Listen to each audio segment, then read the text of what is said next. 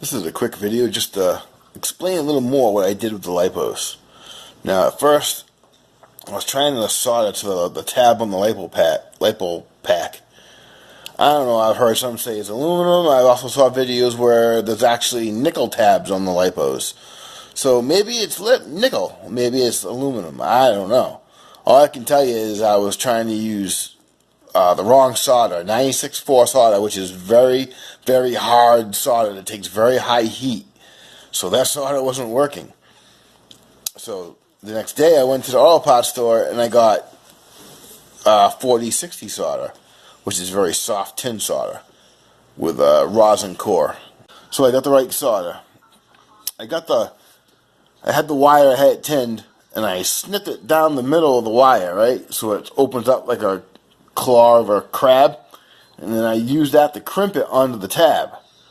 And then I heated up that said wire that's crimped onto the tab, and I heated up with the iron, and I soldered it onto the tab while it was crimped to it.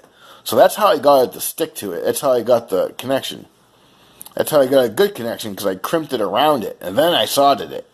So I did two things that I thought would work, and it worked.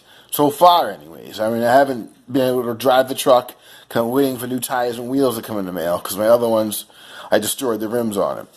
Right? So come Tuesday, I'll be able to test it out and see how the batteries hold up or not to a bashing.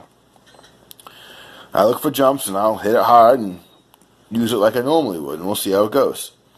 But that's the update of what was wrong with my soldering on the packs and what problems I was having. As far as the Dean connectors go, it's just my opinion that I don't like them. They come apart too easy.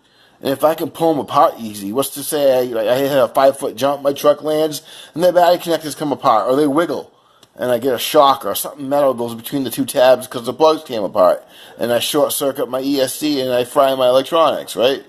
Who's to say something like that won't happen? So I'm just like, I'd rather have connectors that I know are going to plug solid, and I wish they had like a little clip that would lock them together, but I ain't seen none like that. 20 years ago, the hobby was a lot different. I had the best Tekin electronics you could have and the best plugs you could have. I can't even find the plugs I used to use back then. So now I'm using whatever I can find in the hobby now. So now I gotta switch to XT90 connectors, and I gotta switch everything over. I'm probably gonna, some packs I'm just gonna make adapters for, but that's a long story, and don't need to get into that. I just wanted to explain what was going on and why I don't like Dean connectors. They just unplug too easily, and there's too many reasons why you don't want the power to be unplugged from your ESC. If you don't have capacitors in your ESC, which these don't, so there's no power source to the ESC. So when the power gets abruptly cut off from it, it loses its memory. It's kind of like when you're something electronic and you unplug it, and you hear it make its weird noise as it powers down because it's using every little bit of electricity in it. Well, basically your ESC loses its memory when you unplug it before you shut the switch off. I mean, you do it once or twice, it may not hurt it, but if it happens over and over and over again, so your truck's hitting bumps and the plugs will keep coming undone back and forth, then you could cause a problem. So I'm just being cautious and don't want none of that to happen. And that's about it. That's enough babbling. Y'all have a good night. If you like Deans, that's okay. They're cheap, they come in everything. So there's nothing wrong with them, they're just cheap.